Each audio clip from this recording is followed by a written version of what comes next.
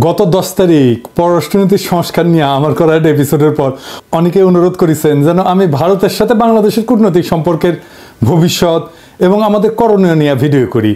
আপনারা জানেন আমার গুরু খলিল ভাই, উনিও আমাকে ইমেলে তার যে মতামত জানাইছেন সেইখানেও তিনি বলছিলেন যে ভারতের সাথে কূটনৈতিক সম্পর্ক নিয়ে আমি সেইখানে কথা বলি নাই আগের এপিসোডে। ভারতের কূটনীতি বোঝা কোনো জটিল বিষয় না, কিন্তু আমার বুবু কাটাল রানী হাসিনা এই সহজ বিষয়টাকে আমাদের কাছে জটিল করে তোলার চেষ্টা করেছেন। অবশ্যই এটা ভারতেরই বুদ্ধি। তিনি নাকি ভারতকে যা দিচ্ছেন তা তারা সারা জীবন মনে রাখবে, তাই না? হ্যাঁ, দেখেছেন তো কি দিছে আর আমরা কি পাইছি তা আজকে দেখব। এই ভিডিওটা শুধু আমাদের সরকারের জন্য না, কূটনীতিকদের জন্য না, বরং কৃষক, ছাত্র, জনতা সহ বাংলাদেশের সকল নাগরিকের জন্য গুরুত্বপূর্ণ। কেন? কারণ আমাদের একমাত্র শত্রু হইল ভারত। না, আমরা একা তাকে শত্রু জ্ঞান করি না, তারাও আমাদের শত্রু বলেই মনে করে। এই শত্রু খেলা তারাই শুরু করেছে, আমরা শুরু করি নাই। এটা আমার অনুমান না, আজকে প্রমাণ করব এবং সবাইরে জানাবো প্রমাণ সহকারে। না হইলে বিপ্লবকে ব্যর্থ করার যেসব চেষ্টা ভারত করবে তা মোকাবেলা করা আমাদের দিয়ে সম্ভব হবে না।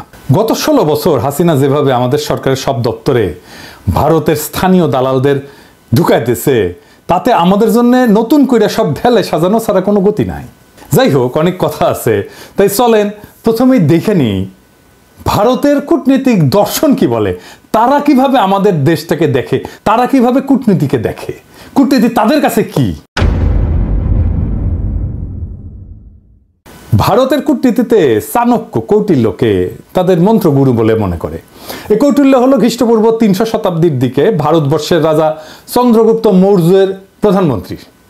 তিনি রাষ্ট্র পরিচালনার উপর একটা বই লিখেছিলেন অর্থশাস্ত্র নামে। এই বইটা প্রায় দ্বাদশ শতাব্দী পর্যন্ত প্রাচীন ভারতে ব্যবহার করা হইতো। তবে ভারতে মুসলিম সাম্রাজ্যের বিস্তারের পর থেকে এই বইটা কেউ আর খুঁজে পায় নাই। মুসলমান শাসনকর্তারা ভারতের প্রাচীন ফিলোসফিকে জয় বাংলা করে দিছিল। যাই হোক, পরে 1905 সালে আবার সবার অজানা এই মাস্টারপিস ভারতের একজন কৃষক উদ্ধার করছিল এবং একজন সাধারণ ব্রিটিশ সেই বইটা ভারতে সংরক্ষণ করার ব্যবস্থা করে।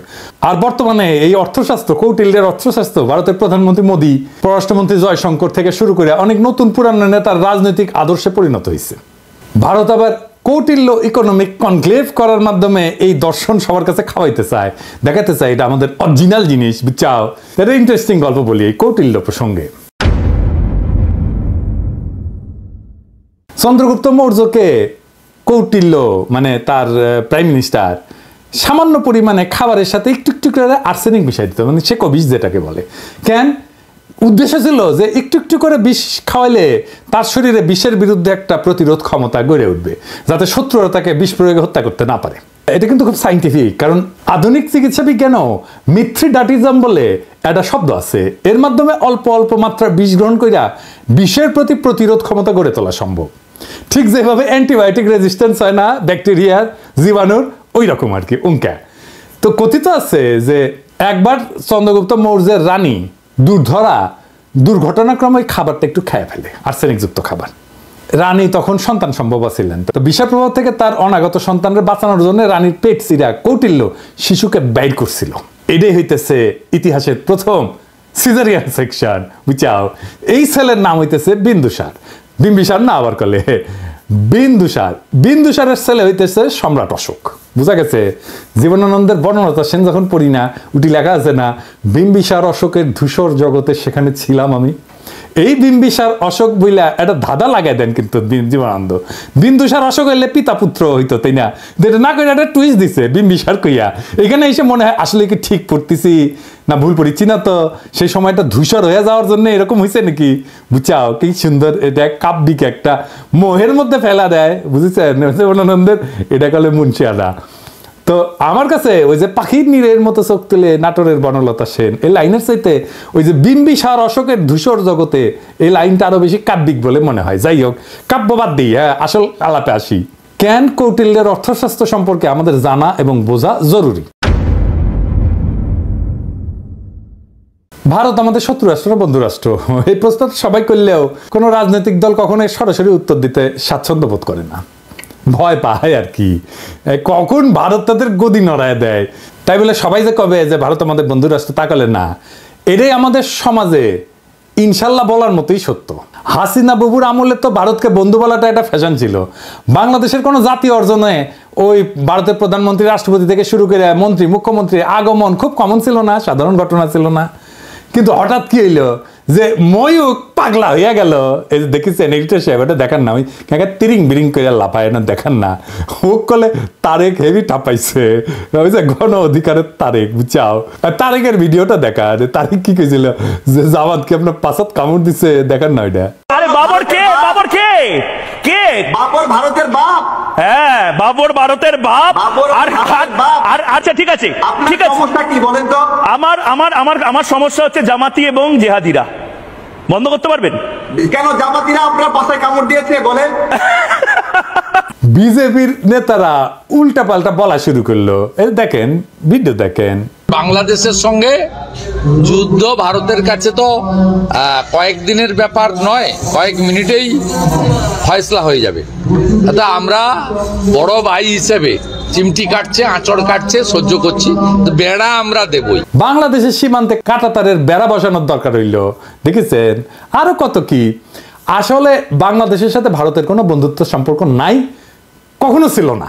তবে ভালো সম্পর্ক আছে তার সেবাদাসী হাসিনা, তার দল আওয়ামী লীগের সাথে।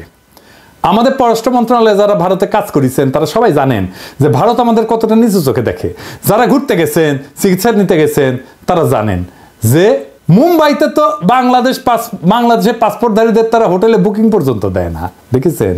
হাসিনার আমলেও ভারত শুধু আমাদের থেকে সুবিধাই নিছে, কিচ্ছু দেয় নাই। ট্রানজিট নিছে, চট্টগ্রাম পোর্ট দিয়ে মালামাল পরিবহনের অনুমতি নিছে, বাংলাদেশকে ভারতের মনোপলিতে পরিণত করেছে, আমাদের সরকারি প্রতিষ্ঠানগুলোকে শেষ করে দিছে। বিনিময়ে আমরা কি ওই মুজিবের আমলে স্বাক্ষর করা ফারাক্কার ন্যায্য পানির হিস্সা পাইছি? পাই নাই। আমরা কি হাসিনার আমলে তিস্তা চুক্তি দিয়ে পানির ন্যায্য হিস্সা পাইছি? পাই নাই। তার কারণ কি?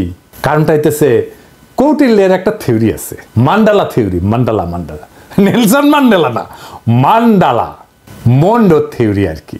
তার মানে কোন রাজার পাশের রাজ্য তার বন্ধু না, পাশের রাজ্য হইল তার বন্ধু, বুঝছা? হও, চলেন একবার ম্যাপ দেখে আসি। ভারতের আশেপাশে যত রাষ্ট্র আছে তার মধ্যে একমাত্র বাংলাদেশের সাথে তার কথিত বন্ধুত্ব ছিল, মানে একমাত্র সেবাদেশী হাসিনার মাধ্যমে সে বন্ধুত্ব ছিল। কিন্তু পাকিস্তান, নেপাল, ভুটান, শ্রীলঙ্কা, মালদ্বীপ, এমনকি মিয়ানমারের সাথে ভারতের অত ভালো সম্পর্ক না, তাই না? বন্ধুত্ব নাই। বাংলাদেশে ভারত প্রভু তার সেবাদাসী হাসিনাকে একটা চুষনি দিয়ে বুঝ দিছে, ওই যে তো বন্ধু। এটাও আসলে একটা কৌটিল্য মতে ভারতের পররাষ্ট্রনীতির একটা অংশ কলে। এটা আমরা দেখমুনি, হাসিনা ফাসিনা কিছু না। এটা বোঝার জন্য চলেন দেখি কৌটিল্যের পররাষ্ট্রনীতিতে কি লেখা আছে। কৌটিল্যের পররাষ্ট্রনীতিকে বলে 6-fold পলিসি, মানে 6 স্তরের পলিসি। এটা একটা সংস্কৃত খটোমটো বাংলা আছে, ষটগুণ্য সিদ্ধান্ত। যাই হোক, আমি ইংলিশটাই কব, কারণ ইংলিশে কইলে তো ঠিকই কইছি, তাই না? তো যাই হোক, এই 6-fold পলিসি অনুযায়ী পররাষ্ট্রনীতি 6 ভাবে পরিচালনা করা যায়, 6 ভাবে, বুঝছাও? কি কি? শান্তি, যুদ্ধ, নিরপেক্ষতা, আগ্রাসন, জোট এবং দ্বৈত নীতি। হ্যাঁ, বুঝছাও? 6টা। তো প্রথম আলাপ হইতেছে শান্তি নিয়ে, মানে কৌটিল্যের শান্তি নীতি কি কূটনীতিতে।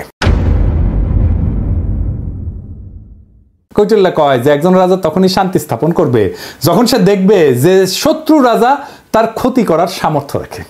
তার মানে হলো দৌড়ের উপরে রাখতে পারলে ভারত শান্তির কথা বলবে, বুঝছাও? 2001 সালে রৌমারিতে সীমান্তে আমাদের তৎকালীন বিডিআর এর মাইরের কথা মনে আছে না? এডিটর সাহেব মাইর হবে, মাইরের সাউন্ড হবে, কেমনে তাদের বিএসএফ কে আমাদের বিডিআর জওয়ানেরা দৌড়ের উপরে রাখিছিল, মনে আছে না? হ্যাঁ, তো তখন ভারতের অনেক সৈন্য মারা গেলেও ভারত কিন্তু আমাদের সাথে শান্তি স্থাপন করেছিল, কারণ তারা বুঝেছিল যে বাংলাদেশ তাদের দৌড়ের উপরে দাবরানির উপরে রাখতে পারে। তাইলে ইন্ডিয়ার সাথে শান্তি স্থাপনের একমাত্র পথ হইতেছে, একমাত্র রাস্তা হইতেছে ওরা দাবরানির উপরে রাখা। আরেকটা উদাহরণ দিই, 1962 সালে ইন্দো চীন যুদ্ধে চীনা সেনারা ভারতের সেনাদের নাকানি জমিতে খাইছিল, একটা অংশ দখল করে নিয়েছিল। ভারত তখন দ্রুত নাকে খত দিয়া চীনের সাথে শান্তি স্থাপন করেছিল, কারণ ভারত জানতো যে চীনকে আক্রমণ করলে তাদের খবর আছে, বুঝেছাও? তার মানে ওরে যত দাবরানির উপরে রাখবেন ও শান্তি করে আপনার কাছে আসবে। 1 নাম্বার সূত্র কয়া দিলাম।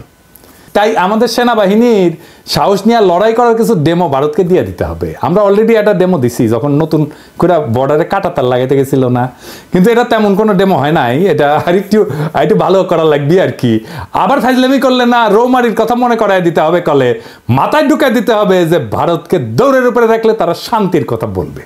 ওর তত্ত্ব দিয়াই ওরে মাইট দিতে হবে। ও কেমনে কূটনীতি চালায়, ওর কূটনীতির মাইন্ডে কি কাজ করে সেটা বুঝা ওর মতো যদি কাজ করেন তাইলে কেস ফতে। এবার আসেন যুদ্ধনীতি। কৌটিল্যের যুদ্ধনীতি কি?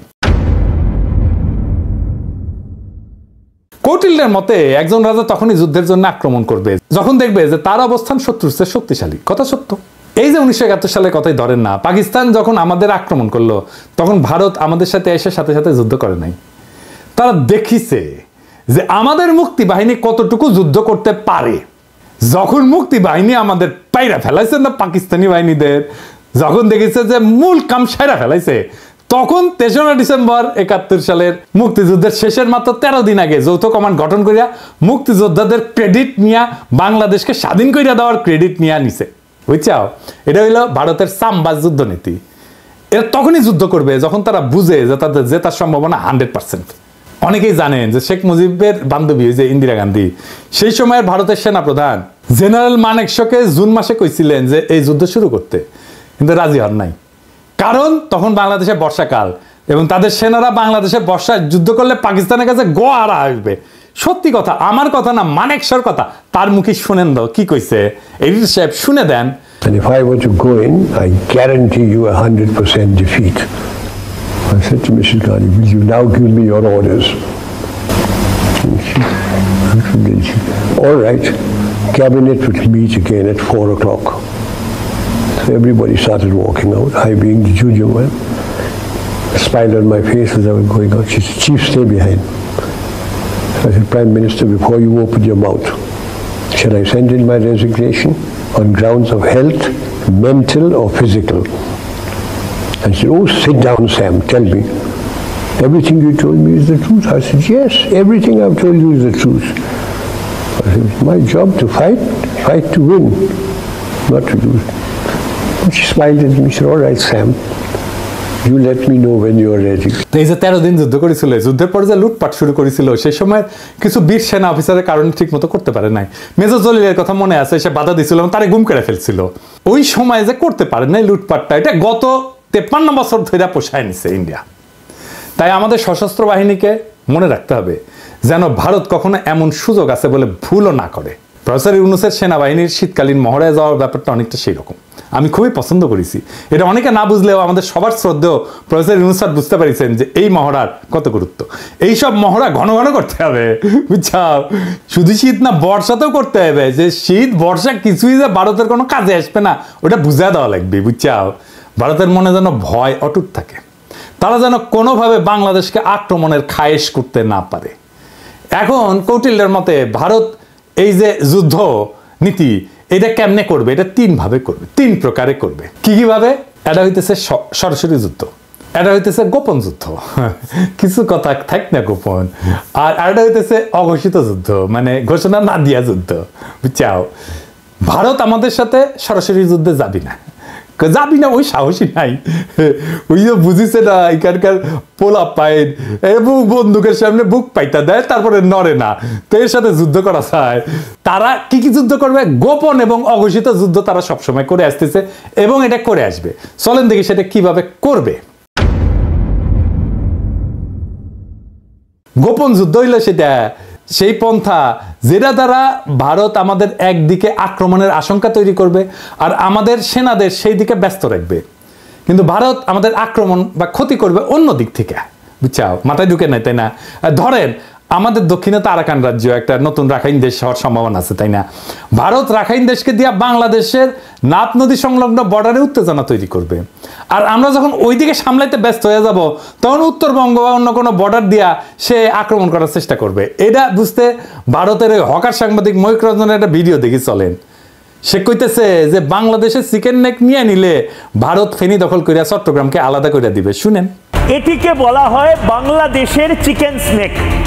বাংলাদেশের এই চিকেন স্নেক অবরুদ্ধ করতে ভারতের সময় লাগবে 5 মিনিট। বাংলাদেশের চিকেন স্নেক এটা যদি কাট অফ করে দেওয়া হয় তাহলে গোটা বাংলাদেশের ভূখণ্ডের সাথে চট্টগ্রামের কোনো সম্পর্ক থাকবে না। এই ফেনীটা যদি কোনোভাবে কাট অফ হয়ে যায় বা দখল হয়ে যায় বা অবরুদ্ধ হয়ে যায়, গোটা বাংলাদেশের এত বড় এত জেলা সহ যে বাংলাদেশ, সেই বাংলাদেশ থেকে কাট অফ হয়ে যাবে চট্টগ্রাম। এবার এটা মৌলবাদীদের কি করে লোকে বোঝাবে? অর্থাৎ ভারত আমাদের চট্টগ্রামের ভয় দেখাতেছে যেন আমরা এদিক নিয়ে ব্যস্ত হয়ে যাই আর ভারত আমাদের অন্যদিকে দেয়, বুঝছাও? কিন্তু সেই প্ল্যান তো আজকে ফাঁস করে দিলাম, তাই না? এবার চলেন অঘোষিত যুদ্ধ কেমনে ভারত করবে। এটা আসলে ভারতের সবচেয়ে পছন্দের যুদ্ধ, বুঝছাও? এই যুদ্ধে তারা তাদের সরকারি এজেন্ট, ধর্মীয় এজেন্টদের ব্যবহার করবে। তারা এই কাজ শুরুই করে দিছে। সরকারি চাকরিতে ভারতের দালালদের দিয়া অস্থিরতা তৈরি করেছে, ক্যাডারে ক্যাডারে দ্বন্দ্ব করেছে। এইটা প্রফেসর ইউনূসের সরকারকে কাজ করতে না দেওয়ার একটা কুবুদ্ধি। তাই আমি আগেও বলছি, এখনো বলি, ক্যাডারে ক্যাডারে দ্বন্দ্বের সমাধান করা জরুরি। এই ক্ষেত্রে কোনো কথা শোনা যাবে না, কঠোর হইতে হবে। যারা এই দ্বন্দ্ব ধৈর্য রাখতে চায় ওরা ভারতের দালাল। সবার অধিকার এবং প্রাপ্যতায় সাম্য দরকার। তারপর যদি আমলারা যদি কাজ ঠিক মতো না করে তাহলে পাছায় লাঠি দিয়া চাকরি থেকে বের করে দেন। আমি গত ভিডিওতে তো পররাষ্ট্র অফিসারদের সুযোগ সুবিধার কথা কইছিলাম, তাই না? প্রশাসন ক্যাডার মনে হয় আমার উপর মাইন্ড করেছে যে দাদা তো ওদের কথা কইলে আমাদের কথা কিছুই কয় নাই। হ্যাঁ, এবার বুঝেন কেন বলছি। যতদিন ক্যাডার ক্যাডার দ্বন্দ্ব থাকবে ততদিন আমাদের সার্বভৌমত্ব ভারতের আগ্রাসী নীতির হাতে পরাজিত হওয়ার সম্ভাবনা থাকবে। এটা তো আমরা হতে দেবো না, তাই না? তবে সুযোগ সুবিধা পাওয়ার পর আমার কূটনীতিক সহ 25 ক্যাডারের ভাই বোনেরা যদি কাজ না করেন আর ভারতের সামসামি না ছাড়েন তাইলে আপনাদের কোলে খবর আছে, কইয়া দিলাম, বুঝছেন? আমি যখন ধরি না তখন তো কচ্ছপের কামড় দিয়া ধরি। আর একটা উদাহরণ দিই, ওই যে চিন্ময় প্রভুপাদের কথা মনে আছে না? ওরে দিয়া ভারত সুন্দর একটা গেম সাজাইছিল করলে যেন হিন্দুরা এই সরকারের বিপক্ষে কাজ করে। সাথে ভারতের কিছু বেতনভোগ বাংলাদেশি দালালও ছিল, ওই যে প্রথম আলো, তার দিল্লি স্টার, এটা আছেই। কিন্তু ইউনূস স্যার সেই ওখানে আসার মেরে দিচ্ছে ভালো করিয়া। একইভাবে দিল্লির সাতপন্থীদের দিয়া ধর্মপ্রাণ মুসলমান তাবলিগের সদস্যের মধ্যে মারামারি সৃষ্টি করছেন, সেটাও আমরা সামলাইছি করলে। এইরকম আরো আসবে, কিন্তু এখন আর লাভ হবে না, কারণ সবাই বুঝে গেছে যে ভারত কিভাবে এই কাজটা করে বা করবে। এইটা ভারতের অনেক প্রিয় মেথড, কিন্তু প্রিয় পদ্ধতি। ভারত আগেও তাই করেছে। 1975 সালে শেখ মুজিব জয় বাংলা করে দেওয়ার পরে ভারত আমাদের পার্বত্য চট্টগ্রাম এলাকায় শান্তি বাহিনীকে ফান্ড করেছিল, ট্রেনিং দিছে, তারপরে অশান্তি সৃষ্টি করেছে। আরে হারামজাদা কাদের সিদ্দিকী ওরে আশ্রয় দিচ্ছে, আদের সিদ্দিকী তার বাহিনী নিয়ে বাংলাদেশের ভিতরে আসে আক্রমণ করিত, এবং কাদের সিদ্দিকীর বাহিনীর সাথে আমাদের সেনাবাহিনীর যুদ্ধ হইতো। কিন্তু অনেকে গলে বীরুত্তম খেতাবও পাইছে এবং আমাদের অনেক অফিসার মারা গেছে, সৈনিক মারা গেছে। আর এই হারামজাদা রাজনীতি করিচ্ছে, ওর তো এখন জেলে থাকা উচিত। আবার দেখেন, ওই যে শেখ মুজিব জয় বাংলা হওয়ার পরে যে শান্তি বাহিনীকে ফান্ড করেছিল না ইন্ডিয়া, আবার যখন কাটাল রানী 1996-তে ক্ষমতা এসেছে তখন ইন্ডিয়া আবার ওই সমস্যার সমাধান করে দিছে 1997 সালে, যেন আওয়ামী লীগ বাহবা পায় আর বাংলাদেশ তাদের হুকুমের দাসী হাসিনা দ্বারা পরিচালিত হয়। একই কাজ তারা শ্রীলঙ্কায় করেছে তামিল হিন্দুদের নিয়ে, নেপালে করেছে মাওবাদীদের নিয়ে, পাকিস্তানে বেলুচিস্তানে একই গল্প। বাংলাদেশে যেন তারা এই কাজ করতে না পারে সেই দিকে লক্ষ্য রাখতে হবে। বর্ণ, গোত্র, ধর্ম নিয়ে যারা লাভ দিবে, ঝামেলা করার চেষ্টা করবে, ইসলামকে বাংলাদেশে বিতর্কিত করার চেষ্টা করবে, এরা সবাই ভারতের দালাল, এটা মাথায় রাখতে হবে। এবার দেখি কৌটিল্যের নিরপেক্ষতা কূটনীতি কি। কৌটিল্য কাছে যদি কোনো রাজা মনে করে যে তার শত্রু রাষ্ট্রের ক্ষমতা তার সমান এবং এই ক্ষমতার সাম্য তাদের পারস্পরিক ক্ষতি হইতে বিরত রাখে, তবে রাজা সেই রাজ্যের প্রতি নিরপেক্ষ থাকে। মজার কথা মানে হইল, ভারত যদি মনে করে বাংলাদেশ তাদেরকে জয় বাংলা করে দিতে পারে যে কোনো সময়, তাইলে ভারত আমাদের সাথে নিরপেক্ষ আচরণ করার সিদ্ধান্ত নেবে। এই ধরেন 5ই আগস্টের পর আমরা যখন ইলিশ দেওয়া বন্ধ করেছিলাম তখন ভারতের বাহাদুরি কিন্তু শেষ হয়ে গেছিল। তো ওরা তখন আমাদেরকে তেল দিয়া, কালারানির প্রতি প্রেম কিছুটা বিসর্জন দিয়া আমাদের থেকে ইলিশ নিচ্ছে, আমরা দিছি। যদিও এই সিদ্ধান্তটা আমাদের অনেকে পছন্দ হয় নাই, কেননা আমরা সেই সিদ্ধান্ত বুঝে নিছি কিনা জানি না। তবে এখন এইসব চাল আমাদের বুদ্ধি করে চলতে হবে। ভারতকে বুঝাই দিতে হবে যে 1971 সালে আমাদের সহায়তা করার প্রতিদান অনেক গুণে আমরা দিছি, এখন আমরা আমাদের ন্যায্য পাওনা আদায় না করে আপনাদের কিছু দিব না। আর একটা উদাহরণ দিই, 2008 সালে যখন মুম্বাইতে আক্রমণ হয় না, ওই যে তার দায় কলে ভারত পাকিস্তানকে দিছিল, অনেক হম্বিতম্বি করেছিল, কিন্তু তারা পাকিস্তানে কোনো সামরিক আক্রমণ চালায় নাই। এর কারণ হইল পাকিস্তান একটা নিউক্লিয়ার শক্তি, ওরে আক্রমণ করলে ভারত জয় বাংলা হয়ে যাবে, এটা ভারত বুঝে, তাই তারা হাক ডাক দিয়া চুপ ছিল। বুঝা গেছে ব্যাপারটা?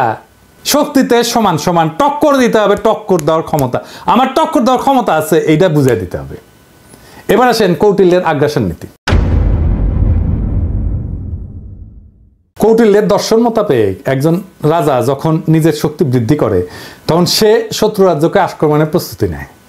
এটা কিন্তু ভারত খুবই মানে হইল যে এটা ভারতের পছন্দের একটা মেথড, এইভাবে সে মাপে অন্যরে। এই যে ধরেন রৌমারির কথা, 2001 সালে রৌমারিতে ভারতের সেনারা আমাদের জয় বাংলা হওয়ার পরে ভারত কিন্তু চুপ ছিল, কারণ আগেই বলছি। এরপর আমাদের বুবু যখন 2008-এ 111-এর নকশা ক্ষমতা আসে, তার কয়েকদিনের মাথায় ভারতের প্রতিশোধ নেয় বিডিআরে হত্যাকাণ্ড কইরা, 57 জন সেনা অফিসারকে হত্যা কইরা। শুধু তাই না, বিডিআরের গৌরবময় ইতিহাস যেন বাংলাদেশে না থাকে তাই তারা কাঁঠাল রানীকে দিয়ে নাম পরিবর্তন কইরা বিজিবি বানায়, পোশাক বদলায়। দেখেন হাসিনার দাসত্ব। আমরা যেহেতু এটা এখন বুঝে গেছি, আমরা আবার বিডিআরকে তার আসল নামে ফেরত নিয়ে যাব। বিডিআর নামে পরিচিত হবে, তাদের আধুনিক অস্ত্র দেব, ফেরায় দেব তাদের গৌরবের ইউনিফর্ম। এই নাম শুনলে আর ইউনিফর্ম দেখলে ভারতের 2001 সালের কথা মনে থাকবে, আর পাতলা পায়খানা হয়ে যাবে। এইটা আমাদের প্রথম কৌশল। দেখেন ভারতের সেনা প্রধানের বক্তব্য।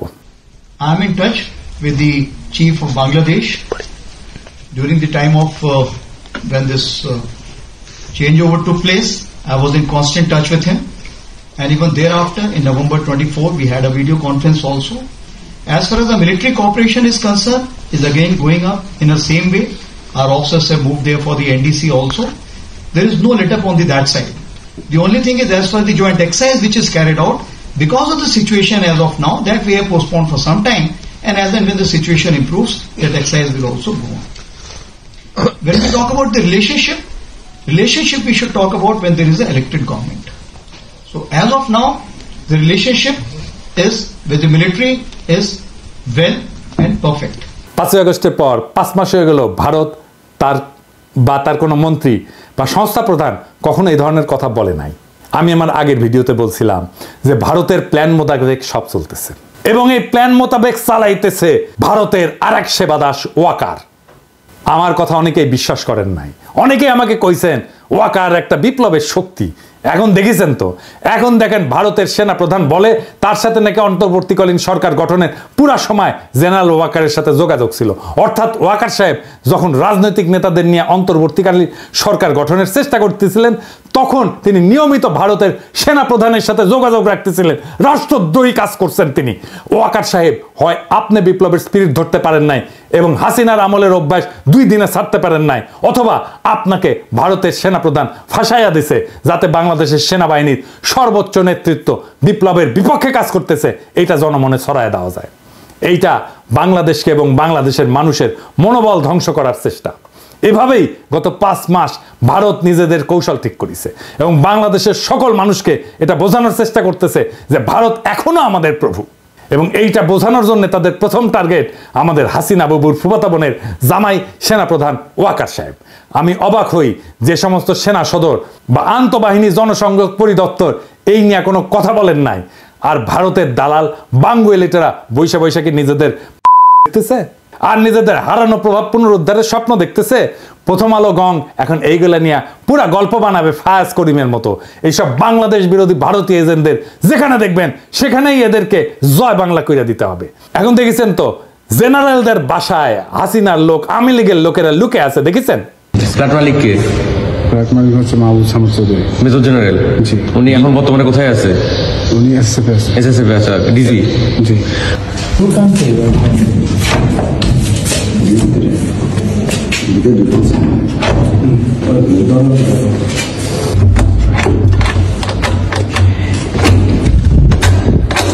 এক্সকিউজ মি, কেউ যদি থেকে থাকেন আসেন, কথা বলেন, বের হন, নাহলে আমরা কিন্তু দরজা ভাঙতে বাধ্য হব। আপনারা যদি ভিতরে কেউ থেকে থাকেন একটু কাইন্ডলি একটু কোঅপারেট করে বের হন, নাহলে আমরা কিন্তু দরজা ভাঙতে ইয়া করবো। একটু কাইন্ডলি কথা বলছি। না একটু কথা বলেন কে? ভাই আমি তো স্যার আসলে সামনে আসেন, সামনে আসেন। বলেন। মহিলা বন্ধ করে আপনি প্রশ্ন দিলেন।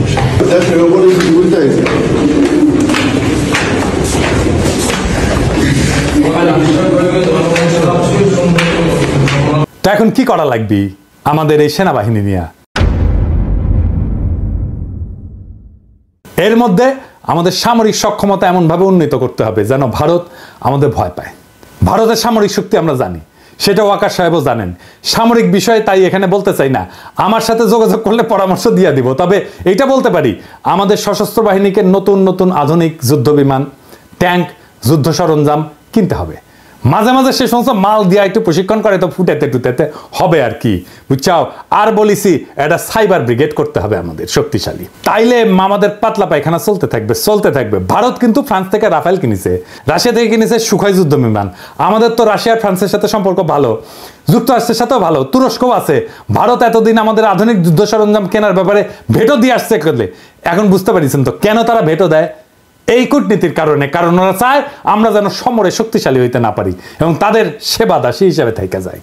এরপরে আসেন কৌটিল্যের কূটনীতিতে জোট নীতি কি। কৌটিল্য বলে দিছে যে যখন রাজায় যুদ্ধ করবে না, তখন সে অন্য শক্তিশালী রাজ্যের সাথে জোট গঠন করবে এবং নিজেকে সেই শক্তিশালী রাজার হাত থেকে নিরাপদ রাখবে। ভারত কিন্তু এই কামটাও ঠিক মতো করে, মানে কৌটিল্যকে মাইনে চলে আর কি। এই যেমন ধরেন ভারতের সামরিক সহযোগিতার সম্পর্ক আছে রাশিয়া, ইসরায়েল আর যুক্তরাষ্ট্রের সাথে। এই তিন দেশ চাইলে যে কোনো সময় ভারতকে জয় বাংলা করে দিতে পারে। আবার লক্ষ্য করলে দেখবেন যে এই তিন দেশের সাথে যাদের শত্রুতা, ভারত কিন্তু তাদেরকে শত্রু মনে করে। এই তিন দেশের কমন শত্রু হইল মুসলিম দেশগুলা। ভারত এদের সাথে সন্ধি করার মানে হইল ভারত এদের সাথে মিলা মুসলিম বিরোধী শক্তি গঠন করতে চায়। ভারত এইসব দেশ থেকে সমরাস্ত্র কেনে, এদের সাথে মিলিটারি তথ্য আদান প্রদান করে। আমরা হয়তো ইসরায়েলের সাথে সম্পর্ক করতে না পারলেও বাকি দুই দেশের সাথে পারবো, সেই অবস্থা আমাদের আছে। আবার কাঁঠাল রানী যেইভাবে আমেরিকার সাথে সম্পর্ক খারাপ করেছিল, তাতে এটা পরিষ্কার যে হাসিনা ভারতের নীল নকশা বাস্তবায়ন করেছে যেন বাংলাদেশের সাথে আমেরিকার সম্পর্ক ভালো না থাকে। আমরা এদের সাথে সম্পর্কের পাশাপাশি চীন, পাকিস্তান, সৌদি আরব, ইরান, তুরস্কের সাথে সামরিক সম্পর্ক তৈরি করব। এরা কেউ ভারতের সাথে সন্ধি করবে না, কিন্তু আমাদেরকে এরা ভালোবাসে, ঠিক কিনা বলেন? আমাদের সাথে সন্ধি করবে। এই সন্ধিগুলা হইলে তখন দেখবেন যে জয়শঙ্কর বাবাজি আর অজিত দোভাল কিভাবে দৌড়ের উপরে থাকে। আমাদের সামরিক কেনাকাটাগুলা আমরা এইসব দেশ থেকে করব। আর আমেরিকা, রাশিয়াকে সাথে নিতে হবে। এরা কিন্তু হিসাবি দেশ, এদের থেকে সমরাস্ত্র না কিনলে এরা আপনাকে কোনো সাপোর্ট দিবে না। ভারতে রাফায়েল আছে, আমরা F-16 কিনতে পারি। আবার ফ্রান্সের রাফায়েল অথবা রাশিয়ার সুখয় কিংবা চীনের চেংদু J-10 চার্লি কিনতে পারি, তাই না? তবে ফ্রান্সের রাফায়েল কিনলে আমি এনে খুশি হমনি, তাই না? আমাকে এত আশ্রয় দিছে না ফ্রান্সের সরকার, ওদের কিছু করা লাগে না, আমাদের তো একটা দায়িত্ব আছে, কি বলেন? তো রাফায়েল কিনলে পিনাকি দাদা খুশি হয়ে যাবে নি, বুঝছাও? তো শুনেন, কেনা লাগবি না এখনই, খালি কেনার আলাপ শুরু করে দেন, দেখবেন ভারতের সীমান্তে কাঁটাতার বসানো থেমে যাবে। আমি গ্যারান্টি দিচ্ছি, লিখে দিচ্ছি, না হইলে আমার এসে কইেন। আলাপ শুরু করেন খালি, দেখেন তাদের রাষ্ট্রদূতের দৌড়াদৌড়ি শুরু করে দিবে ওই দেশে। তখন ওরাও ভারতকে তাদের ব্যবসার মধ্যে না আসার পরামর্শ দিয়ে বসায় দিবে। পাকিস্তানে আমাদের সামরিক কর্মকর্তাদের সফরে একটা ভালো সংবাদ শুনলাম, তাদের থেকে J-71 যুদ্ধ বিমান কেনার আলাপ চলতেছে। বাংলাদেশ কিনলে তারা খুশি হবে। দক্ষিণ এশিয়াতে ভারত একটা সিপাই থাকবে। এইবার আসেন কৌটিল্যের দ্বৈত নীতি, এই জিনিসটা আবার কি? এটা সবচেয়ে মজার থিওরি। এইটা মতে একজন রাজা একই সময় একজনের সাথে যুদ্ধ আর একজনের সাথে সন্ধি, বুঝছাও? মানে হইলো ভারত একসাথে দুইটা যুদ্ধ করতে পারবে না, করবেও না, কখনোই না। দেখবেন যখন পাকিস্তানের সাথে যুদ্ধ খেলে তখন অন্য কারোর সাথে সেই খেলা দেখায় না। গত 16 বছর তো আওয়ামী লীগ ভারতকে বাম্পার সুবিধা করে দিছিল। বাংলাদেশ তো তাদের দখলেই ছিল, তাই না? ভারত নিশ্চিন্তে অন্যদের সাথে ঝামেলা করে রেখেছে। এখন তো সেই মজা আর নাই। এখন আমরা ভারতের শত্রু সকল দেশের সাথে আলাদা আলাদা করে সম্পর্ক তৈরি করব। আধুনিক বিশ্ব ব্যবস্থায় সম্পর্কের অন্যতম মাধ্যম হইল ব্যবসা এবং বাণিজ্য, এই সম্পর্ক জোরদার করা। এইবার আসেন আমাদের ভারত নীতি কেমন হবে, কি দিয়ে আমরা ভারতকে সাইজ করতে পারবো, ওরা দৌড়ের উপরে রাখতে পারবো, প্রত্যেক দিন দাবরানির উপরে রাখতে পারবো। এটা আমাদের জানা দরকার না? আসেন দেখি। অনেকে মনে করে আমরা ছোট দেশ, ভারত ছাড়া আমরা চলতে পারবো না। আরামজাদা, চলতে পারি কিনা তুই দেখ আমাদের দায়িত্ব দিয়ে দেখ পারি কিনা। আমি প্রফেসর ইউনূসকে কইব যে আপনি অনতিবিলম্বে সার্কের কার্যক্রম চালু করেন। দরকার হলে বাংলাদেশ সম্মেলনের ডাক দিবে, আয়োজন করবে, এতে সকল দেশের সাথে বাংলাদেশের সম্পর্ক উন্নত হবে। ভারত আসতে যাবে না জানি, কারণ তারা পাকিস্তানের সাথে এক টেবিলে আলোচনায় বসবে না। আমাদেরকে এই সুযোগটা নিতে হবে। এই জন্যেই আমরা ভারতকে ছাড়াই সার্কের কাজ শুরু করব। দক্ষিণ এশিয়াতে ভারতের মহাজনগিরি ছুটাই দিতে হবে। দক্ষিণ এশিয়াতে পাত্তা না পেলে ভারতকে আর কোনো দেশই পাত্তা দিবে না। ভারত নিজেদের অনেক বড় হ্যাডম ভাবে দেখেন তাদের পররাষ্ট্রমন্ত্রী কি বলে। I mean, I think I'm 1/5 of the world's population. I am what today the 5th or 6th largest economy in the world. I mean, forget the history, civilization bit. Everybody knows that. But I think I'm entitled to have my own side. I'm entitled to weigh my own interests, make my own choices, and my choices will not be cynical and transactional, but they will be a balance of my values and my interests. There is no country in the world which disregards its interests. SAARC চালু হইলে দেখবেন ভারতের পায়জামা ঢিলা হয়ে গেছে, ওর ফিতা খুঁজে পাচ্ছে না। সাথে আমরা অবজারভার হিসেবে নিব চীন, রাখাইন, এইসব দেশকে, তারা খুশি হবে। আফগানিস্তানকে নিব, রোহিঙ্গা সমস্যার সমাধানে নতুন গতি আসবে। আর ইন্ডিয়াকে আমরা বাস দিতেই থাকবো। আগে কইছিলাম যে ভারত তার কোনো প্রতিবেশী দেশকে বন্ধু মনে করে না। আমরা ভারতকে বন্ধু মনে করার কোনো ঠেকা নাই আছে, ওরাই তো মনে করে না। আমাদের ভুলে গেলে চলবে না যে আমরা 18 কোটি মানুষের একটা বাজার, পৃথিবীর 8ম বৃহত্তম বাজার, আমাদের ক্রয় ক্ষমতা বিশ্বে 25তম। আমাদের এইখানে সবাই তার পণ্যের বাজার করতে চাইবে, সবাই। আওয়ামী লীগ বাংলাদেশকে ভারতের একক বাজারে পরিণত করছিল। বিগত 5 বছরে, বিশেষ করে কোভিডের পর ভারত থেকে আমাদের আমদানি কতটা বাড়িছে দেখেছেন। দেখেন, শুধু 2022 সালে ভারত থেকে বাংলাদেশ আমদানি করেছিল $14 বিলিয়ন, আর যেখানে বাংলাদেশ থেকে ভারত আমদানি করেছিল মাত্র $2 বিলিয়ন। মানে হইল হাসিনা বাংলাদেশের টাকায় ভারতের কোভিড থেকে হওয়া ক্ষয়ক্ষতি মিটানোর ঠিকানি ছিল। না হলে ভারতের এত দুঃখ কারণ দেখি না। ভারতের সাথে আমাদের ব্যালেন্স অফ ট্রেড হবে সমান সমান, লাগলে আমাদের পক্ষে বেশি হবে, কারণ ভারতের জনগোষ্ঠী আমাদের 10 গুণ। আমরা যা ভারত থেকে কিনবো, ভারতের আমাদের 10 গুণ কিনতে হবে আমাদের কাছ থেকে। ভারত আমাদের থেকে সমান সমান আমদানি না করলে আমরা ভারত থেকে পণ্য আমদানি বন্ধ রাখবো।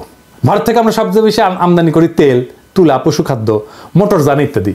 এইগুলো আমাদের নিকটবর্তী দেশগুলো থেকে সহজে আমদানি করা সম্ভব। আমরা এই সেক্টরগুলোতে চোখ রাখবো, আর এই সেক্টরগুলোতে ভারত থেকে আমদানি বন্ধ না করা হইলে আমরা দরকার হলে রাস্তায় নামবো, আবার সংগ্রাম করব। মেসেজ ক্লিয়ার, ভারতের একচেটিয়া আমদানি বাদ। লাগলে চীন থেকে আমদানি হবে, লাগলে রাশিয়া থেকে আমদানি হবে, ওদের সাথে ব্যালেন্স অফ ট্রেডের অবস্থা ভালো না। তবে ভারতের শত্রু আমাদের বন্ধু হইতেই পারে, আর আমাদের সাথে ফাজলামি করলে আমরা চীনকে দিয়ে ভারতের কান চুলকাইতে পারবো। তখন ভারত বুঝবে যে কৌটিল্য আমরাও বুঝে গেছি, বুঝছাও। আর বুঝেছেন তো, আমি তো কইছিলাম যে রাশিয়া থেকে ট্রাক কেনা লাগবে। এই যে দেখেছেন না ট্রাক কত সুন্দর, দেখেছেন? রাশিয়া থেকে ট্রাক কেনেন, ইন্ডিয়ার ট্রাক দিয়ে কি করবেন? দেখেছেন, মুখে হাসি ফুটেছে। এই যে আমার ক্ষুদ্র ভাতারা খুশি হয়ে গেছে রাশিয়ার ট্রাক দিকে। তা আমাদের ভারত নীতি খুব সোজা। 1971-এর পর থেকে আওয়ামী লীগ যে চুক্তি করেছে ওইগুলো আমাদের পুনর্বিবেচনা করতে হবে। ভারত যদি কোনো চুক্তি না মানে তাহলে আমরা সব চুক্তি বাতিল করে দেব। ভারত বাংলাদেশের 64টা অভিন্ন নদীর একটা নদীতে যদি ঠিক মতো পানি না আসে তাহলে ভারতের ট্রানজিট বন্ধ করে দেওয়া হবে। সীমান্তে ওদের শাকসবজি কাঁচামাল যেন পয়সা নষ্ট হয়ে যায়। একবার এই কাজ করে দেখবেন ভারত কিভাবে সোজা হয়ে থাকে। আমরা যেভাবে হাসিনার রেমিটেন্স বন্ধ করে দিছিলাম না, ঠিক সেইভাবে ভারতের বাংলাদেশ থেকে উপরি কামাই যদি বন্ধ করে দেন তাহলে দেখবেন সোজা।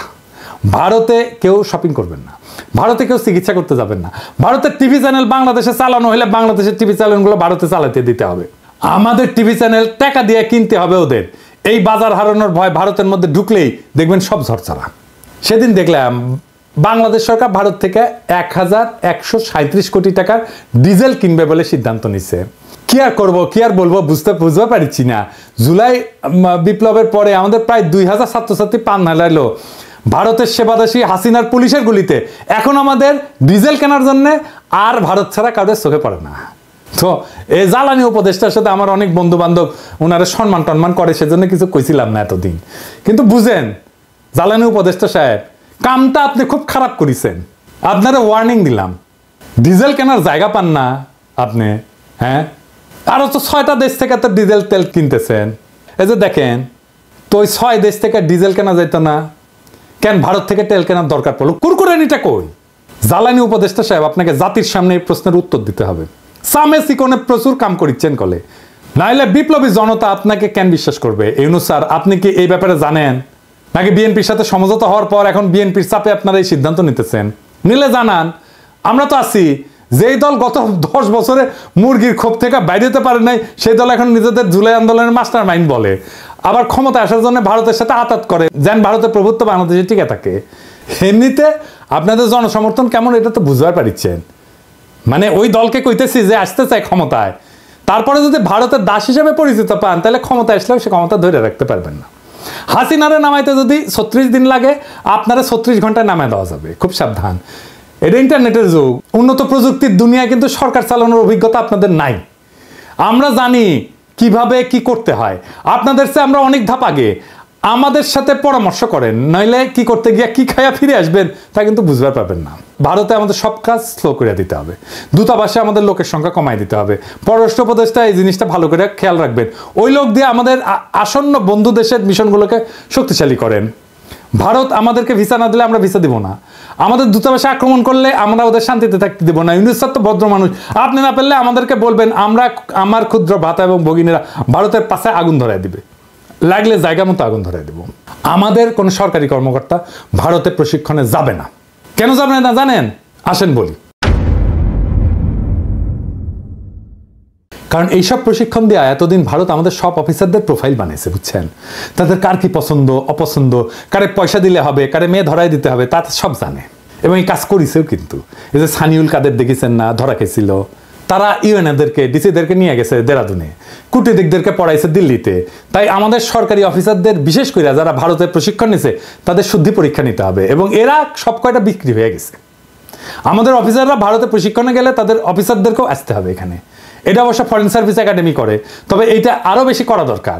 ভারতের অফিসারদের প্রোফাইল তৈরি করতে হবে, এবং এর একই সাথে আমাদের চরিত্র ঢিলা অফিসারগুলো আছে না, ওদের আপাতত কাজ করা বা পদায়ন থেকে বিরত রাখতে হবে। নইলে তারপর 2 পেগ মেরে আবার হোয়াটসঅ্যাপে ফ্যান খুলে দিবে, ভারত সেই সমস্ত ছবি জোগাড় করে তাদের দিয়ে গুপ্তচরগিরি করাইবে, বুঝছো? এটা ওদের একটা পলিসি করে। এখন আপনারা যেহেতু ভদ্রলোক, সেই জন্যে সুশীল, সেই জন্যে আপনারা ওদেরকে দূরে রাখেন যাদের চরিত্র ঢিলা। আমি যদি ফরেন মিনিস্টার হইলাম ইনি, তাইলে ওই হানি ট্র্যাপ ফেলা ইন্ডিয়ার মায়াগরে তাদের ডাবল প্রমোশন দিলাম ইনি। ইন্ডিয়া হানি ট্র্যাপে ফেলানো ছাড়া আর কিছু পারে না। তাই তাদের এই হানি ট্র্যাপ আইডিয়া জয় বাংলা করে দিতে হবে। যখন কইতে পারবেন পারলে আরো পাঠা, তোর দেশে মায়েরা আমার কাছে আসে কেন, তুই পারিস না তো আমি তোরে সাহায্য করতেছি, আরো পেটে দিস বান্দা হাজি, সেই দিন তাদের এই অস্ত্র আর কাজ করবে না। তাদের দর্শন, তাদের ফিলোসফি তাদের বিরুদ্ধে প্রয়োগ করা লাগবে। তখন কইবেন যে পিনাকি যা কইছিল তার কতটা সত্যি, যদিও পিনাকি বাংলাত কইছে, বগুড়ার ভাষাত কইছে, তাও কলে এটা সত্য কইছে। তাই ভারতে আমাদের সকল সরকারি কর্মকর্তার ট্রেনিং বন্ধ, একেবারে ফুল স্টপ। এবার আসেন শেষ কথা। পররাষ্ট্রনীতিতে শেষ কথা বলে কিছু নাই। এক দেশ নিয়ে পলিসি করাটাও বিপজ্জনক। এক দেশের সাথে সম্পর্ক স্থাপন করা শুধু সেই 2 দেশের ব্যাপার না, অনেক বিষয় মাথায় রাখতে হয়। তবে ভারত যেহেতু স্পেশালভাবে আমাদের গত 53 বছর লুট করে গেছে, তাই আমাদের এখন সময় আসছে ভারতকে নিয়ে ভাবার, নতুন কইরা পলিসি তৈরি করার। কৌটিল্য ভারতের আইডিওলজিক্যাল গুরু কলে, তবে এমন গুরু ওদের অনেক আছে, কিন্তু কৌটিল্যের ব্যাপারটা একটু আলাদা। তাই ইউনুস স্যারকে আমি বলবো, আপনাদের সব সরকারি কর্মকর্তাদের কৌটিল্য পড়ান, বই পড়তে বলেন, পরীক্ষা নেন। ভারত যেভাবে আমাদেরকে সাইকোলজিক্যালি করাপ্ট করেছে না, আমরা এখন ওদের সাইকোলজি শিখবো তাদেরকে করাপ্ট করার জন্যে। আজকেই আর ফল আসবে না, কারণ সরকারে তাদের অনেক গোপন সেবাদাসী আছে। তবে এইভাবে আগাইলে আশা করা যায় আমরা 5-10 বছরের মধ্যে আমাদের হারানো মেরুদণ্ড আবার ফিরে পাবো। আর আওয়ামী লীগ হইল ভারতের দাস, দেশের শত্রু। এটা আজ আবার প্রমাণ করলাম, এটা দর্শন দিয়া করলাম। এইবার অনেকে তো বলে যে পিনাকি না বুঝেই বলে, তাদের জন্য সমালোচনার আহ্বান রইল। ভারতের পররাষ্ট্রনীতি আমি যেভাবে খুলে দেখাই দিলাম, এটার বাইরে কোনো কথা আছে কিনা, ভারত নিয়ে যে দালালি করবে তাদের কলে খবর আছে।